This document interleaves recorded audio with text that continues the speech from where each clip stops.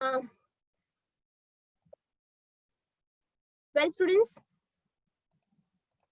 पाठ क्रमांक 7 मेरे रज्जा साहब।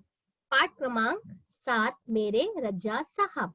और इसकी लेखिका है, इसके राइटर जो है वो है सुजाता बजाज। कौन है? सुजाता बजाज। ठीक है स्टूडेंट्स, अब आपको दिख रहा होगा कि टीचर ने इसके साथ ही साथ सुजाता बजाज ये हैं जो मूर्ति के आगे खड़ी है। ये कैसी मूर्ति है? ये गणेश भगवान की मूर्ति है। आप पीछे देखिए, ये भी कौन सी मूर्ति है? गणेश भगवान की। आपको कुछ यहाँ पे यूनिक देखने के लिए मिलेगा। ये सब मूर्ति का निर्माण करने वाली कोई और नहीं, सुजाता बजाज है। ये बहुत ही प्रसिद्ध मूर्तिकार और पेंटर है। बहुत ही प्रसिद्ध, बहुत ही अच्छी, बहुत ही मतलब क्रिएटिव, ऐसे यूनिक वो मूर्तियां बनाती हैं और इतने अच्छे पेंट करती। इसी की वजह से, इस कला की वजह से ये एक महान चित्रकार और मूर्तिकार जैसे व्यक्ति से मिली, जो कि ऐसे व्यक्ति से मिली जो ऑलरेडी इस फील्ड में सबसे ज्यादा सक्षम है। वो कोई और नहीं, वो कौन है?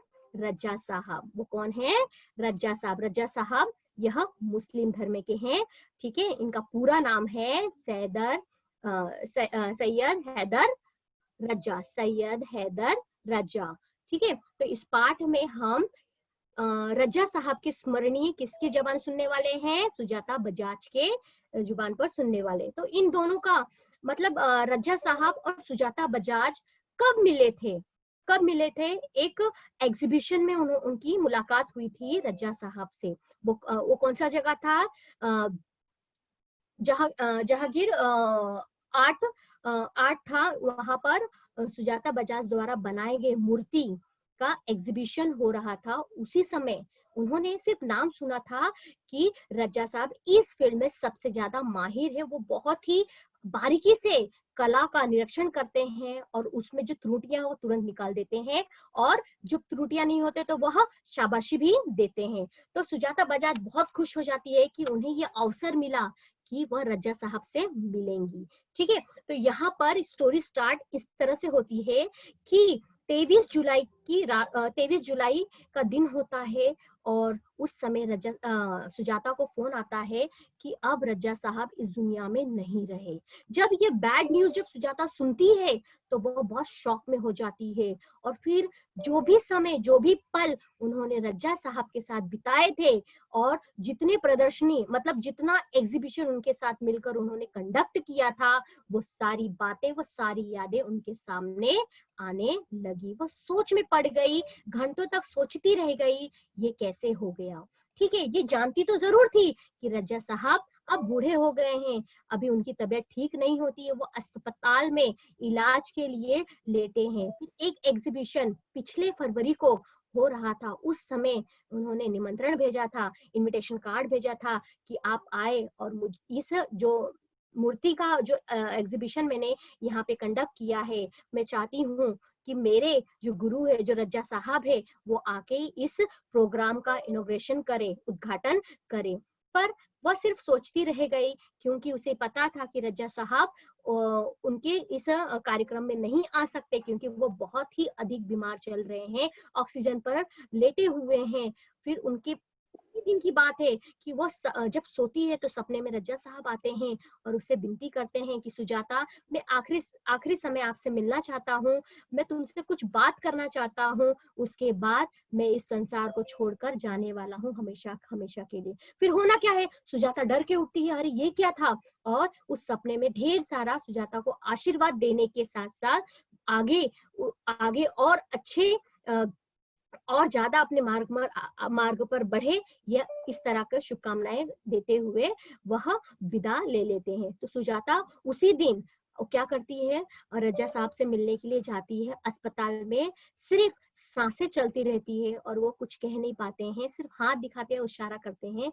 फिर सुजाता वहां से उनसे विदा लेती है, फिर अपने कार्यक्रम में आ जाती है, क्योंकि दूसरे ही दिन मतलब एग्जीबिशन का कार्यक्रम आरंभ होने वाला था। फिर वो उसमें व्यस्त हो जाती। फिर ये सारी बातें वो सोचती है कि किस तरह से उनसे मैं मिली और उनके साथ रहकर मैं अपने भविष्य में और ज्यादा आगे बढ़ी।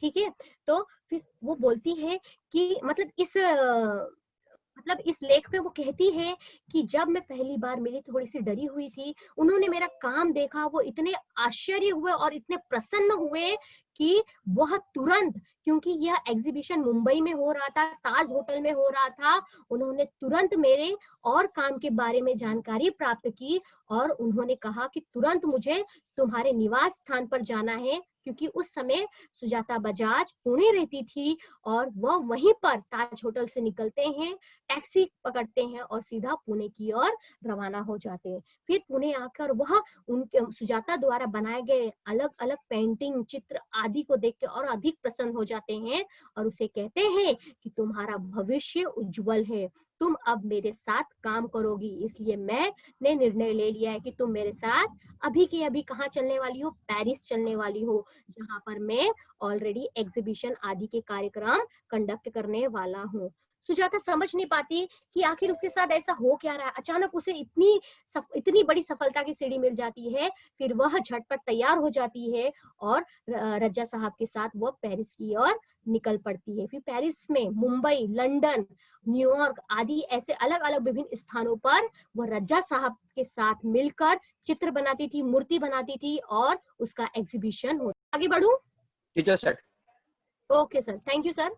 तो यहाँ पर ये स्टोरी स्टार्ट होती है और सुजाता बजाज अपने स्मरण में खो जाती है। उसकी स्टार्टिंग से लेके उसके भविष्य की स्टार्टिंग की सीढ़ी से लेके अंत तक वो आ जाती है और वह रजा साहब के हैबिट के बारे में भी बताती है कि वह सर्वधर्म को मानने वाले व्यक्ति में से एक थे। वह गणेश भगवान की पूजा भी करते थे और रविवार को गिरजाघर पे जाकर वो गॉड को भी पूजते थे। उनके स्टूडियो में कोई भी ऐसे धर्म की पुस्तक नहीं थी जो उनके स्टूडियो में देखने को नहीं मिलती थी। वो सभी धर्म के बुक्स को रखते थे, उन्हें पढ़ते थे और इसके साथ ही साथ वह भारतीय भोजन, मतलब भारतीय भोजन, इंडियन रेस्टोरेंट्स में जो सबसे ज्यादा फेमस फूड होता था, जैसे सारे खानों में से सबसे ज्यादा उन्हें दाल, चावल, रोटी और आलू की सब्जी सबसे ज्यादा पसंद थी। इसके साथ ही साथ वो बताती है अपनी लेखनी में कि इतना ही नहीं, वह इस भोजन का प्रचार प्रसार वो अपने फ्रांसीसी दोस्तों के साथ भी करते थे और वो फ्रांसीसी दोस्त भी इस भारतीय भोजन का सबसे ज्यादा आनंद उठाते थे और सबसे ज्यादा वो पसंद करते थे। एक दिन क्या होता है कि पेरिस में वो बीमार गिर जाती है और रजा साहब वो उनके घर वालों को, सुजाता के घर वालों को फोन करके बोलते हैं, आपको टेंशन लेने की जरूरत नहीं है, मैं सुजाता के साथ हूँ, उसका गार्जियन बन के मैं इसका मतलब देखभाल कर रहा हूँ, तो आपको परेशान होने की जरूरत नहीं है। इसके साथ ही साथ सुजाता की एक छोटी सी लड़की होती है जिसका नाम होता है हेलेना। वो बहुत ही सुंदर हिंदी बोलती है और यह चीज रजा साहब को बहुत अच्छी लगती है। वो हेलेना से जब भी मिलते हैं तो शुद्ध हिंदी में वह बात करते हैं और उसके साथ ही साथ वह रजा साहब हिंदी के, उर्दू के सबसे ज्यादा ज्ञाता तो थे ही, इसके साथ साथ वो अंग्रेजी और फ्रेंच भाषा को भी अच्छी तरह से जानते थे और उसमें लेखनी भी अपना करते थे। ठीक है स्टूडेंट्स, तो यहाँ पर स्मरण लेखन खत्म होता है और अंत में यहाँ पर एक कलाकार के प्रति एक कलाकार किस तरह से निर्भर होता है और इसके साथ एक कलाकार दूसरे कलाकार को किस तरह से उनमें सुधार आता है, उनकी त्रुटियों को गिनवाता है और उसके साथ ही साथ दोनों फिर उसमें परिपक्व हो जाते हैं। तो यहाँ पर आपको सुजाता बजाज द्वारा लिखी गई यह पाठ का जो उद्देश्य है ये आप लोगों को समझ में आ गया है। तो मुझे चैट बॉक्स में रिस्पॉन्स, परिचय भी हम लोग देखने वाले हैं। ठीक है, लेखिका परिचय, जन्म, उनका जन्म 1958 जयपुर राजस्थान में हुआ था। किसका? सुजाता बजाज। कौन है? रजा साहब के बारे में उन्होंने लिखा है, लेकिन लेखिका एग्जैक्टली कौन है? सुजाता बजाज। कौन है? सुजाता बजाज। परिचय, सुजाता बजाज जी एक प्रसिद्ध चित्रकार हैं। आजकल आप पेरिस में रहती हैं क्योंकि आपको पता है, क्योंकि एग्जीबिशन के पर्पस में वो पेरिस, लंदन, न्यूयॉर्क आदि अलग अलग कंट्री में अपने प्रदर्शन को मतलब अपने कला को वह एग्जीबिशन की है। ठीक है, तो आजकल वह इसी मामले से पेरिस में रहती हैं। आपके चित्र एवं मूर्ति कला भारतीय रंग में डूबी हुई दिखाई देती है। उनकी चित्र को अगर आप देखोगे तो आपको ऐसा प्रतीत होगा कि इस कला मतलब इस चित्र में या फिर इस मूर्ति में कहीं ना कहीं भारतीय कला के दर्शन आपको मिलेंगे।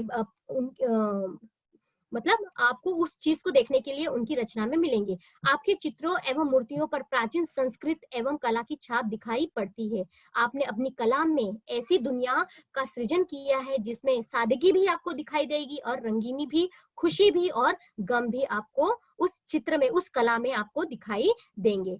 एग्जैक्टली इन्होंने, और इनकी कौन कौन सी प्रमुख कृतियां हैं, इनकी प्रमुख कृतियां कौन कौन सी है? सुजाता जी द्वारा बनाए गए गणेश जी के चित्रों पर आधारित एक पुस्तक प्रकाशित है। उनमें से कुछ चित्रों का संग्रह मैंने लिया है जो मैं आपको नेक्स्ट स्लाइड में दिखाने वाली हूँ कि इन्होंने एग्जैक्टली जितने भी मूर्ति बनाए हैं, जितने भी चित्र बनाए हैं, वह उनमें से कुछ यह चीज मतलब यह चित्र मैंने आपके सामने रखे हैं। इसके अलावा उन्होंने बहुत सारे ऐसे मूर्ति और ऐसे चित्र बनाए हैं जो आपको इनके प्रसिद्ध रचना में उनको मिलेंगे। कौन से? गणेश जी के चित्रों पर आधारित एक बुक ही उन्होंने प्रकाशित किया है। ठीक है, नेक्स्ट स्लाइड में हम देखेंगे कि गद्य संबंधित, इस पाठ से संबंधित और उन्होंने कौन कौन सी बातें रखी है। प्रस्तुत पाठ में प्रसिद्ध चित्रकार, प्रसिद्ध जो चित्रकार है जिनके बारे में वो स्मरण करके ये लेखनी करती हैं, तो उनका नाम है सैयद हैदर रजा। ठीक है, जिन्हें आप रजा साहब के नाम से अभी तक देख रहे थे। ठीक है, प्रस्तुत पाठ में प्रसिद्ध चित्रकार सैयद हैदर रजा के बारे में लेखिका सुजाता बजाज ने अपने स्मरण लिखे हैं। क्या स्मरण लिखे? जो अभी हम लोग पढ़ रहे हैं। यहाँ रजा साहब के सर्व धर्म संभावना, हमने पहले ही स्टोरी में सुन लिए थे कि ये सभी धर्म को मानने वाले, मानव मात्र से प्रेम, मानव मात्र से प्रेम करने वाले, दिखावे का प्रेम नहीं कि भाई इस तरह से करो, मानव को, मानवता से प्रेम करने वाले व्यक्तियों में से रजा साहब थे। युवा कलाकारों जैसे कि रजा साहब ने सुजाता बजाज की कला को देखकर, उसकी क्रिएटिविटी को देखकर तुरंत उन्हें पेरिस ले जाने का फैसला उन्होंने किया। मतलब यह पहचान उनमें थी। तो युवा कलाकारों को प्रोत्साहन आदि, जिज्ञासा वृत्ति, कृतियों के प्रति लगाव आदि गुणों को दर्शाया है। इस पाठ में एक सच्चे कलाकार के दर्शन होते हैं। जब आप इस पाठ को और अच्छे से पढ़ोगे तो आपको एग्जैक्टली ये समझेगा कि इस पाठ में एक सच्चे कलाकार के दर्शन आपको होंगे। ठीक है स्टूडेंट्स, यहाँ पे पाठ वाचन शुरू होता है आपका। पाठ क्रमांक 7, मेरे रजा साहब, जिसकी लेखिका है सुजाता बजाज।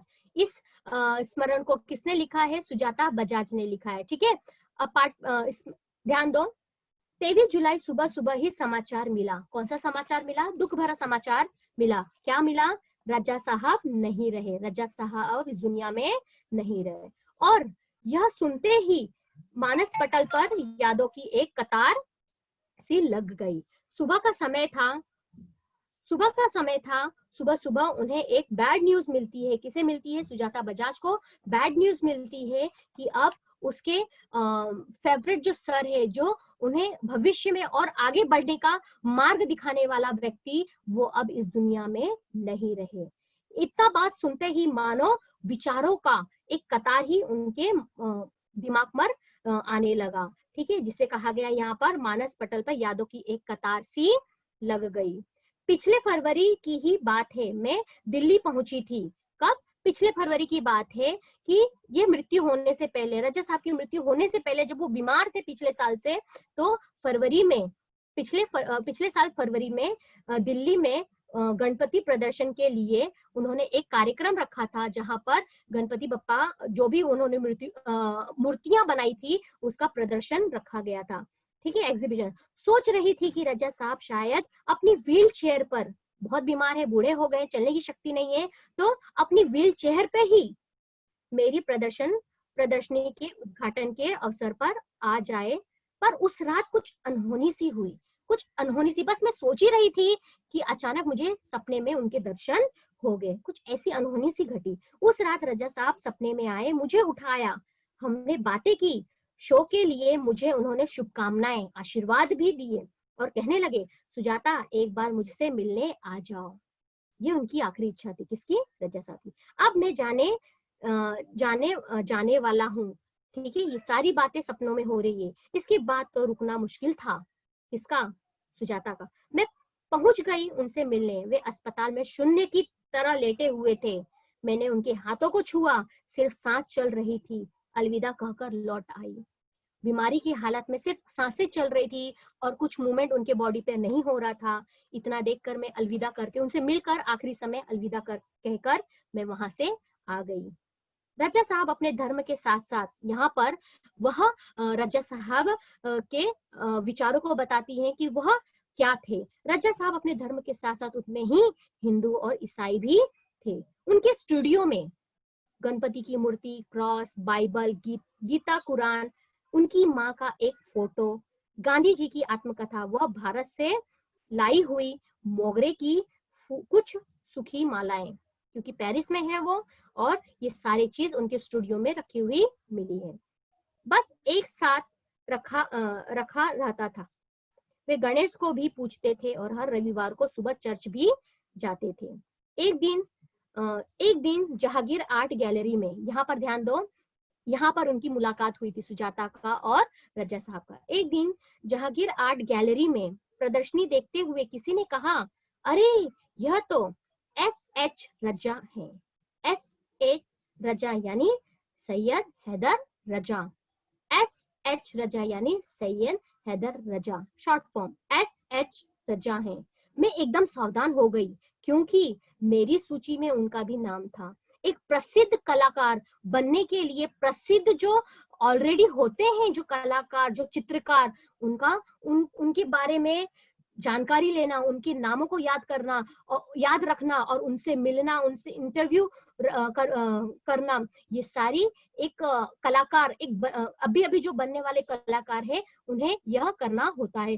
तो सुजाता कहती है, लेखिका कहती है कि मेरी सूची में जो मैंने प्रसिद्ध कलाकार, चित्रकार के नाम लिखकर नोट करके रखा था, उनमें इनका भी नाम था, किनका? रजा साहब का। मैं एकदम सावधान हो गई, सरप्राइज हो गई। अरे अभी ये समय आ गया कि मैं उनसे मिलने वाली हूँ, क्योंकि मेरी सूची में उनका भी नाम था। मैंने उनके पास जाकर कहा, रजा साहब आपसे बात करनी है। वे देखते ही रह गए।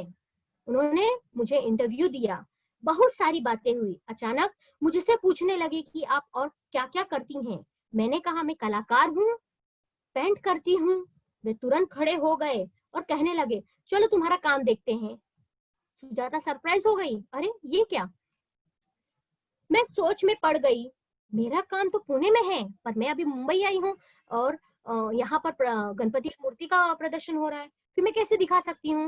वो कहती है मेरा काम तो पुणे में है। उन्हें बताया तो वे बोले चलो पुणे। ताज होटल के सामने से हमने टैक्सी ली और सीधे पुणे पहुंचे। उन्होंने मेरा काम देखा और फिर कहा, आपको पेरिस आना है, आपका भविष्य बहुत उज्जवल है। यहाँ पर सुजाता को भविष्य में आगे बढ़ने की सीढ़ी मिल जाती है। छोटी से छोटी बात भी उनके लिए महत्वपूर्ण हुआ करती थी। बड़ी तन्मयता और लग्न के साथ करते थे सब काम। बहुत ईमानदारी और बहुत इंटरेस्ट लेके कोई भी काम वह करते थे। पेंटिंग का एग्जीबिशन, और उस एग्जीबिशन में बिक जाने के बाद बची हुई पेंटिंग की पैकिंग में भी वो बहुत रुचि रखते थे। वो किसी को हाथ नहीं लगाने देते थे। वो अपने हाथों द्वारा बनाए गए पेंटिंग को बहुत ही प्यार से, लाड से उन्हें वो पैक करते थे। कोई इस काम में उनकी मदद करना भी चाहता था तो मना कर देते थे, किसी को हाथ नहीं लगाने देते थे। बड़े करीने से, धैर्य के साथ वे पैकिंग करते थे। कहते थे लड़की ससुराल। नेक्स्ट पेज, एक मिनट, स्क्रीन दिखाई दे रहा है? स्लाइड चेंज किया है सर? टीचर दिखाई दे रही है लेकिन बहुत सारे स्टूडेंट्स को नहीं दिखाई दे रही है। ओके, वापस स्क्रीन शेयर करूं क्या? Okay okay. Students, sir? Yes, start करती हूँ। ठीक है स्टूडेंट्स, यहाँ पे देखना है, रजा साहब बहुत मजाकी तौर पर कहते हैं जब वो पेंटिंग का पैकिंग करते हैं, और किसी को मदद के लिए नहीं कहते हैं, क्योंकि वह अपने काम को खुद करना बहुत ज्यादा पसंद करते हैं। और कहते हैं कि लड़की ससुराल जा रही है और उसे संभाल कर भेजना है। यानी वो जो पेंटिंग है, जो उन्होंने बहुत ही दिल से, बहुत ही प्यार से बनाया है, उसे वो पैकिंग करने के लिए जैसे ही करते हैं या कोई मदद करने के लिए आता है तो वह बहाने कर देते हैं कि भाई लड़की ससुराल जा रही है, एक पिता का फर्ज बनता है उसे बहुत अच्छी तरह से अच्छे से उसे विदा करे या फिर उसे भेजे। ठीक है, जब ये किसी को पत्र लिखते, मतलब जब वो किसी को पत्र लिखते हैं या कुछ और लिखते हैं तो मत पूछिए, हर शब्द हर पंक्ति को माप तोल कर लिखते हैं। कम शब्दों में बहुत अच्छी बातें वह पत्रों के माध्यम से लिखकर देते थे। फूल उन्हें बहुत प्यारे लगते थे। फूल रजा साहब को बहुत ही ज्यादा पसंद थे। मुझे याद है सुजाता कहती है इस पैराग्राफ में, मुझे याद है कि 22 अक्टूबर 1988 को मैं लंदन से पेरिस के गार्दिनो, मतलब लंदन से पेरिस की ओर, ये गार्दिनो स्टेशन का नाम है, पेरिस की गार्दिनो स्टेशन पर ट्रेन से पहुंची थी। रज्जा साहब स्टेशन पर मेरा इंतजार कर रहे थे। ट्रेन लेट थी पर वे वहीं डटे रहे। इतना लेट होने के बावजूद भी वो स्टेशन से छोड़कर मुझे नहीं गए, वो वहीं पर एक गार्जियन के रूप में वहीं पर रुके रहे। मुझे मेरे हॉस्टल के कमरे में छोड़कर ही वे गए। स्टेशन से मुझे पिकअप करके फिर मुझे हॉस्टल के एक कमरे में छोड़कर फिर वह अपने घर गए। ठीक है, एक दिन मैं बीमार होकर अपने कमरे में पड़ी थी। ठीक है, एक हादसा होता है सुजाता, इतने ट्रैवलिंग करने के बाद वो बीमार हो जाती है। तो रात को 11 बजे रजा साहब मेरे लिए, मतलब सुजाता के लिए दवा ले आते हैं और भारतीय रेस्टोरेंट से खाना पैक करवा कर पहुंच गए। मेरे घर वाले को फोन करके कहा, आप लोग चिंता ना करें, मैं हूँ पेरिस में सुजाता की चिंता करने के लिए। पेरिस में वो अकेली नहीं है, मैं हूँ उसके साथ उसकी चिंता करने के लिए। ठीक है, हर बार जब मैं या रजा साहब पेंटिंग पूरी करते तो सबसे पहले एक दूसरे को दिखाते थे। दोनों एक दूसरे के ईमानदार समालोचक थे कि क्या कमी है, क्या चीज उसमें बदलाव होनी चाहिए और क्या चीज इसमें अच्छा है। तो ये समालोचन, मतलब जो उस फील्ड को बहुत अच्छी तरह से जानता है वही इस चीज को नोटिस कर सकता है। ठीक है, तो वह एक दूसरे के ईमानदार, एकदम हॉनेस्टली वह एक दूसरे के चित्रों में त्रुटियां आदि निकालते थे। तो यहाँ पर कहती है सुजाता कि हम एक दूसरे के द्वारा बनाए गए पेंटिंग को सबसे पहले दिखाते हैं और उसमें जो भी त्रुटियां होती है उसे हम सुधार लेते थे। हमने मुंबई, फिर यहाँ पे बताती है कि हमने कहाँ कहाँ पर साथ में काम किया। हमने मुंबई, लंदन, पेरिस और न्यूयॉर्क में साथ साथ प्रदर्शनियां की, पर कभी कोई विवाद नहीं हुआ। यह उनके स्नेह और अपनेपन के कारण ही था।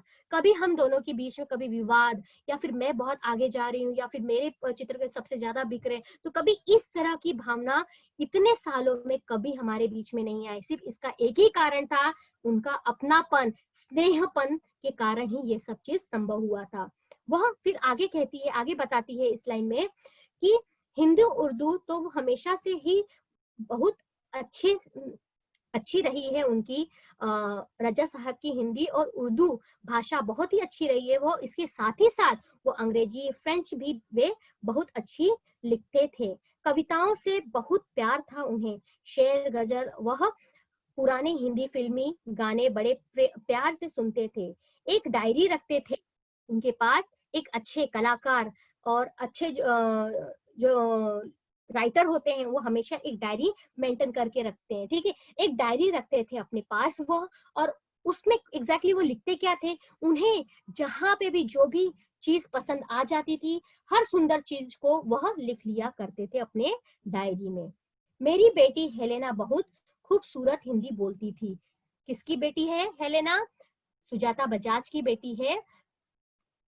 सुजाता बजाज की बेटी हेलेना बहुत ही सुंदर हिंदी बोलती थी। तो उन्हें बहुत गर्व होता था। किसे गर्व होता था? किसे गर्व होता था? रजा साहब को। वे हमेशा उसके साथ शुद्ध हिंदी में ही बात करते थे। रजा साहब को अच्छा खाना खाने का बहुत शौक था। अच्छा खाना खाने का उन्हें बहुत ही शौक था। पर स्पेशली अच्छे खाने में वह हमेशा दाल, चावल, रोटी और आलू की सब्जी को सबसे ज्यादा पसंद करते थे। ठीक है,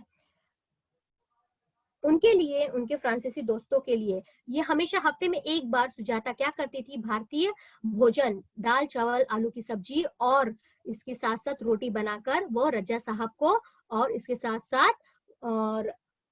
साथ उनके दोस्तों को भी भेजती थी। रजा साहब के कुछ पुराने फ्रांसीसी दोस्त को उनके जाने की खबर देने स्टूडेंट्स यहाँ पे लास्ट पैराग्राफ चल रहा था, यहाँ पे ध्यान देना है आपको। इस लास्ट पैराग्राफ में रजा साहब के कुछ पुराने फ्रांसीसी दोस्तों को उनकी जाने की खबर देने गई तो फिर से मतलब सुजाता बजाज जब उन्हें ये खबर मिल जाती कि अब इस दुनिया में रजा साहब नहीं रहे, वह हमें अलविदा करके चले गए हैं, तो ये खबर उनके जो दोस्त थे फ्रांसीसी दोस्त थे, उन्हें ये खबर देने के लिए जब सुजाता बजाज उनके घर जाती है तो उनके घर के दीवारों पर जो रजा साहब की कुछ यादें होती हैं, जो पुरस्कार उन्हें मिला होता है, उस पुरस्कार के साथ फोटो निकाले हुए जो उनके फ्रांसीसी दोस्त होते हैं वो अपने दीवारों पर सजाए होते हैं। फिर से उनकी नजर उस दीवारों पर जाती है और रजा साहब की काफी सारी कृतियां देखने का उन्हें फिर से एक बार मौका मिल जाता है। किससे? सुजाता बजाज को।